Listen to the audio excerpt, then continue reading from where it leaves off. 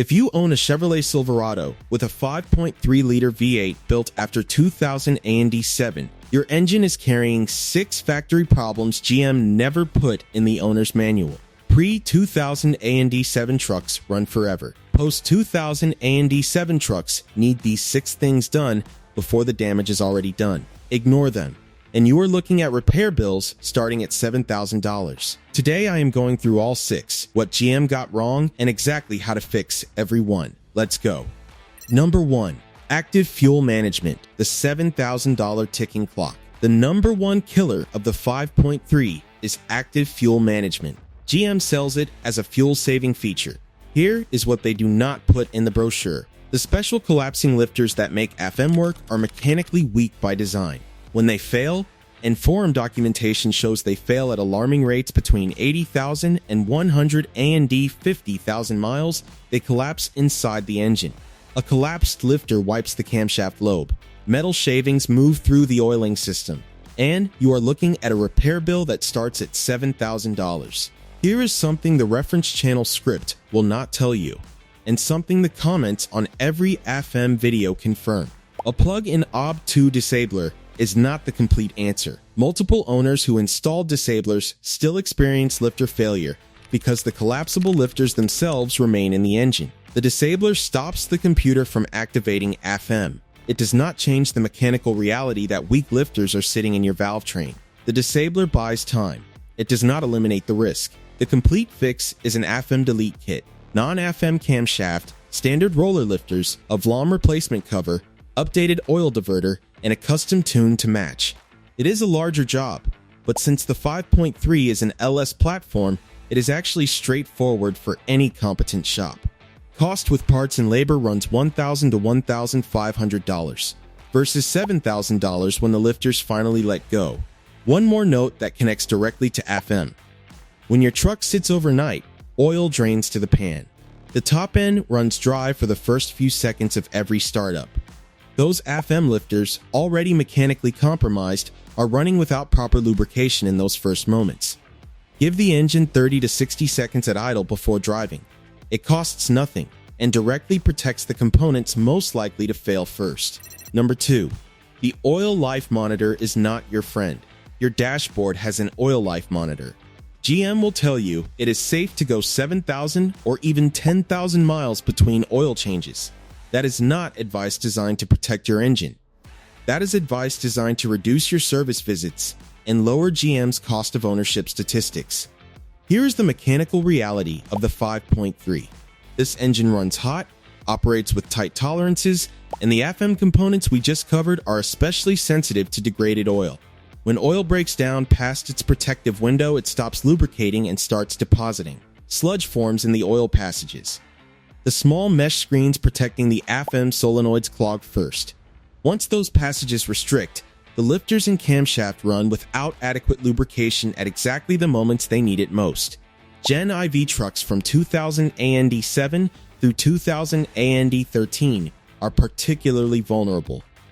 Owners on SilveradoSierra.com documented excessive oil consumption, beginning as early as 60,000 miles on trucks that were never pushed hard but were serviced at dealer-recommended intervals. The fix costs nothing extra beyond choosing the right number. Change full synthetic oil every 5,000 miles on the 5.3, not the 7,000 the dealer recommends, not the 10,000 the monitor allows. 5,000 miles. High-quality filter every time. Owners who have held this interval consistently are the ones posting 300,000-mile photos. Owners who trusted the monitor are the ones posting rebuild bills. Oil is the cheapest maintenance you will ever do on this engine. Treat it that way. Number 3. The carbon problem GM built in A&D never fixed. If your 5.3 is a Gen V Ecotech 3 built from 2000 A&D 14 onward, your engine has a structural fuel delivery problem GM acknowledged in a technical service bulletin, but never proactively fixed for existing owners. Direct injection sprays fuel directly into the combustion chamber instead of the intake port.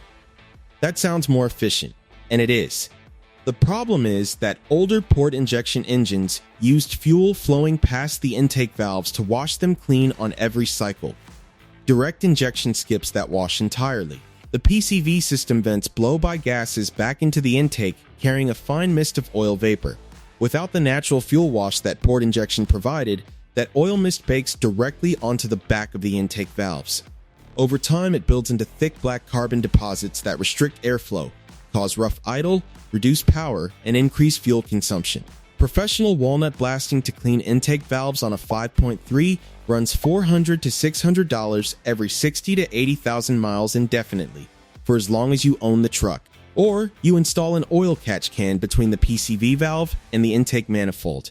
The catch can intercept that oil mist before it ever reaches the valves. Cost installed is $150 to $250. You empty a cup of black sludge every few thousand miles instead of paying $600 every 60,000 miles for the rest of the truck's life. Owners who installed catch cans early report valve deposits so minimal at 100,000 miles that blasting was not needed. GM knew direct injection created this problem. They built a TSB around it. They never offered the fix at the point of sale. Quick pause. If you already know your 5.3 has at least one of these three problems, hit like and subscribe right now. It costs nothing and helps us keep putting this research together. 3 more coming up, including the one where GM designed a valve so poorly it sticks closed and quietly cooks your transmission to over 200 and 20 degrees. Let's keep going. Number 4. The transmission valve GM designed to fail. Your 5.3 is almost certainly bolted to a 6L80 6-speed automatic transmission. GM installed a thermal bypass valve on the transmission cooler lines. The design intent was to help transmission fluid warm up faster in cold weather by bypassing the external cooler until fluid reached operating temperature. Reasonable idea. Catastrophic execution. The valve is notorious for sticking closed. When it sticks, transmission fluid stops flowing through the external cooler entirely. It recirculates through the transmission with nowhere to shed heat. Fluid temperatures climb past 200 degrees, past 200 and 10. Forum owners who caught this with a transmission temperature monitor documented fluid hitting 200 and 20 degrees or higher during normal highway driving on trucks that felt completely fine from the driver's seat. No warning light, no symptom. Just fluid cooking itself into breakdown while the transmission quietly wore through its service life at double speed. Heat is the #1 killer of automatic transmissions. Every 10 Fahrenheit increase in fluid temperature above the design threshold cuts transmission fluid life roughly in half. At 200 and 20 degrees, the fluid that should last 50,000 miles is degrading in 20,000. One forum owner documented transmission temperatures dropping from 210 degrees to 150 degrees after addressing the bypass valve. That is a 60-degree drop on a normal highway drive. The fix is either installing a modified thermal bypass block or flipping the internal pill to force the cooler lines open permanently. Cost is under $50 in parts and a straightforward DIY job on most 5.3 trucks. The temperature drop is immediate and permanent. GM designed a bypass valve that fails by sticking closed. The failure is silent, the damage is cumulative, and the repair when the transmission finally dies starts at $3,000. Number 5. GM spec'd your oil for the government, not your engine. GM specifies 0W20 oil for the 5.3 Ecotech 3. Dealers will tell you modern engines are engineered for thin oil and heavier weights reduce fuel economy. Both statements are technically true. Neither tells you the complete story. 0W20 is among the thinnest motor oils available. At operating temperature, its film strength, the physical barrier between metal surfaces, is significantly lower than 5W30 or 10W30. GM specifies it because thinner oil improves EPA fuel economy test numbers, and those numbers determine how GM meets federal CAFE standards and avoids regulatory fines. The specification was set for a government compliance target, not to maximize the life of your engine. Here is where this directly damages your 5.3. The AFM system operates on oil pressure sent through the valve lifter oil manifold to collapse and re-engage those lifters. Those passages are tight. The tolerances inside the collapsing lifter components are tight. Thin oil at operating temperature provides a thinner protective film in exactly those components. Forum owners who switched from 0W20 to 5W30 full synthetic on high mileage trucks documented reduced oil consumption, quieter valve train, and in some cases resolution of early FM ticking. One owner tracked consumption over consecutive intervals and recorded a drop from nearly 1 quart every 2,000 miles on zero-weight oil to under half a quart every 5,000 on 5-weight. Check your model year for compatibility. Most 5.3 trucks built before 2000 AND19 accept 5W30 without issue. The cost difference is essentially zero. The film strength difference at operating temperature is not. Number 6. The $15 screen that trains you to ignore engine failure. This one affects 2000 AND7 through 2000 AN13 5.3 owners and is one of the least understood failure patterns on these trucks. If you have ever seen the low oil pressure warning flash when your oil level was perfectly fine, the problem was almost certainly not where you looked.